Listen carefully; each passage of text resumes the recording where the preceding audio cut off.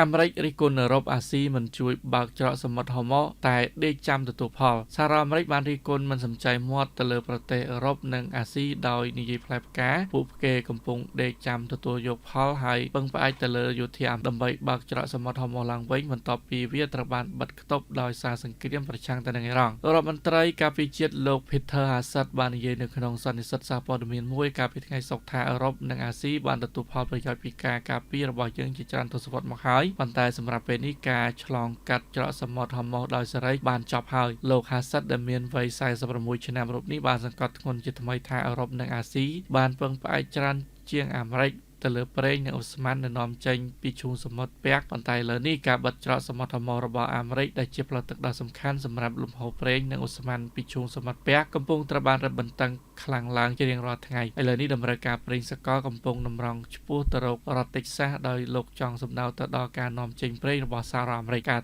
ធិប្បាយរបស់លោក Hassett កើតឡើងបន្ទាប់ពីប្រធានាធិបតីលោក Donald Trump បានអំពាវនាវដល់សម្ព័ន្ធមិត្តអឺរ៉ុបនិងប្រទេសដទៃទៀតរួមទាំងគូប្រជែងភូមិសាស្ត្រនយោបាយរបស់ខ្លួនគឺប្រទេសចិនឲ្យជួយបើកច្រកសមុទ្រហូម៉ូឡើងវិញប៉ុន្តែប្រទេសភាគច្រើនបានច្រានចោលអំឡុងពេលមានសង្គ្រាមនៅមជ្ឈិមបូព៌ារវាងអាមេរិកនិងអ៊ីស្រាអែលជាមួយទៅនឹងអ៊ីរ៉ង់ចាប់ផ្ដើមកាលពីថ្ងៃទី28ខែកុម្ភៈ